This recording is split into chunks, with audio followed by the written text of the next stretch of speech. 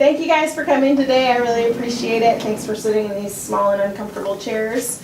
But what better place to talk about our children than at school, right? So I asked you all to come today because I wanted to talk to you about vaccinations and the importance of vaccinations. In 2011, the CDC published a study that talked about the efficacy of vaccinations in the United States today. In 2011, diphtheria, polio, and smallpox had all been 100% eradicated at that point. Close behind was measles, mumps, rubella, and tetanus at a 99% eradication rate. That's all thanks to vaccinations. Now, these diseases all used to cause a great deal of fear in the United States. We were afraid for our children to be sick, maimed, and we were afraid of the death and destruction that it would cause to our families and community. But thanks to those vaccinations, we can say that those diseases are almost completely eliminated. As a matter of fact, in the 20th century, according to the same study, those diseases collectively claimed the lives of over 800,000 people, just in the 20th century, and that was all pre-vaccine. So this graphic right here was done by Leon Ferrant. He did this graphic after getting that information from the CDC. It's just a really pronounced way to see the difference pre-vaccine versus post-vaccine. You guys can pass that amongst you. And it lists a whole bunch of other diseases other than the ones that I already talked about.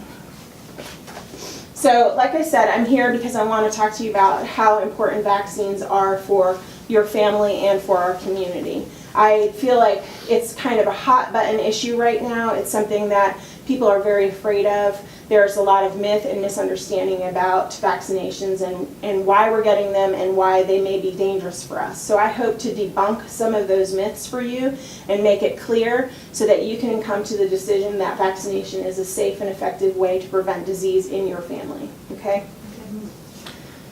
Why are we giving vaccines? We give vaccines because we live in communities. We live in this United States as one big community, right? So we want to protect against these diseases that have once caused death in our community. By doing that, vaccines do that by protecting the person that you're vaccinating, so that your body builds an your body becomes immunized against that disease that causes death. The problem is, in our communities, there are people that cannot be vaccinated, or they cannot receive as much vaccination as they need to protect themselves from those diseases. Small infants are a perfect example. While they get vaccinations, they may not get the whole load of vaccination that we have received as adults, so they are more susceptible to disease than we would be as an adult. Mom that is pregnant is maybe vaccinated herself, but she's not able to protect her unborn child.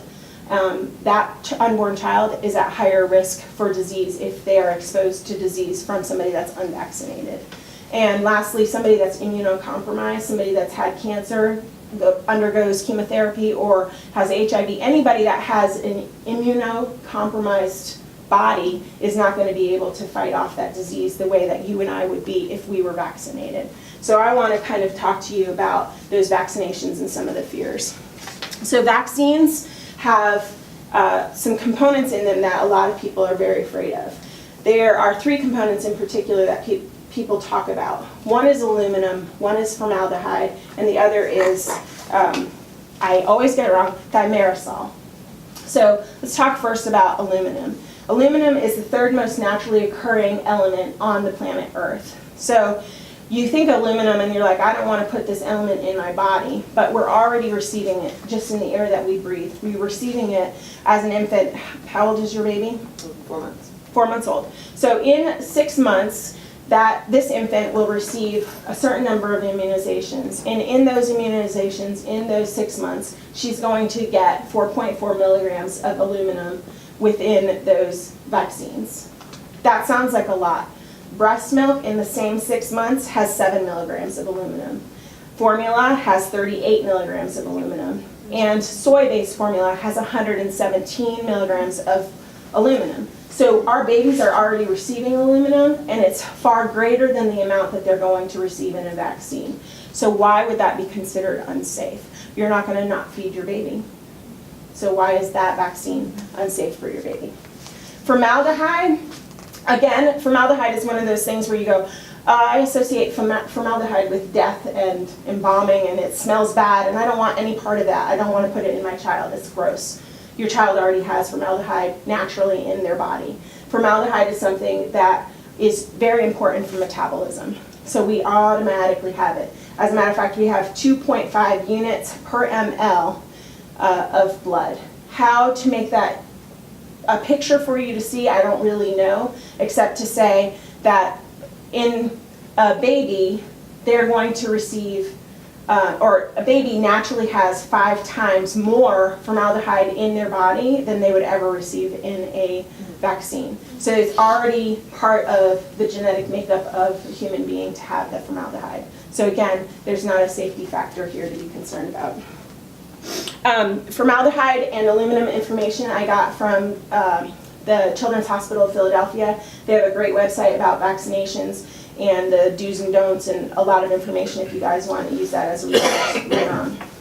Thimerosal, according to the CDC, thimerosal is an organic mercury. Again, that's a substance where we hear mercury, I don't want to put that in my body. Well, the thimerosal has been a very hot button topic linking to autism, or that's what people think.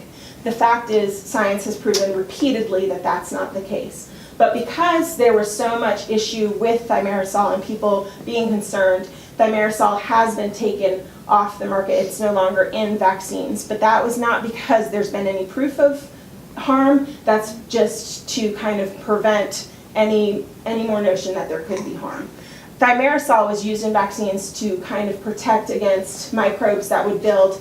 It's used as a preservative, and it would be used for those multi-dose vials to try to prevent microbes from contaminating that multi-dose vial.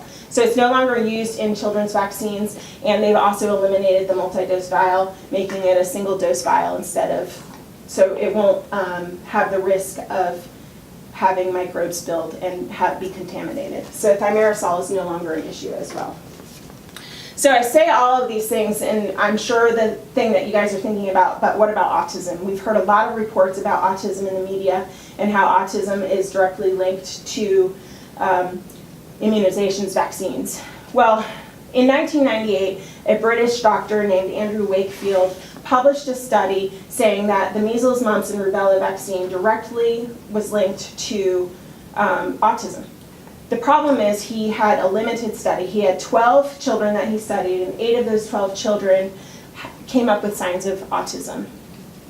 12 children is a very limited study. Usually when we do studies, we're going to do it on a much greater scale, thousands of children versus 12. In addition to that, the information that he provided in his study was falsified. It was not correct documentation of these children and the signs of what they had. So he was actually stripped of his medical license, no longer able to practice medicine for falsifying information, falsifying documentation, and for acting not as a medical doctor. He had his own best interests at heart. But what happened when he published a study was people finally had something to blame for autism. Like, here, I have this kid who's autistic and I don't know what's causing it. Let me blame, vaccines. And so he got a whole crowd of people that kind of jumped on the bandwagon and said, yay, we finally have a solution. This is what's causing our children to be autistic. And the fact is that there's no scientific link whatsoever.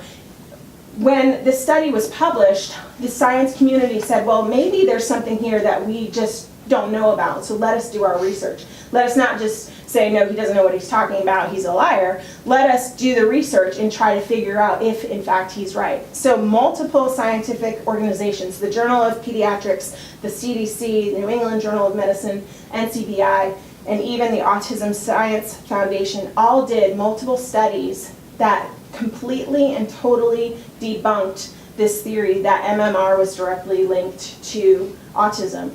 All of these science communities said there's absolutely zero link between vaccines and autism.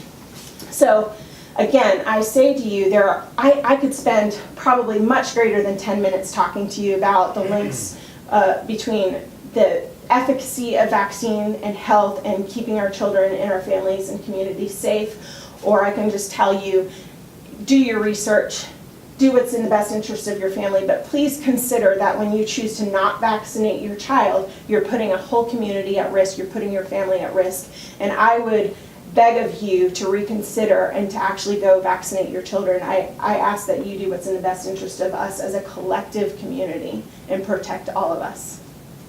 Thanks for being here.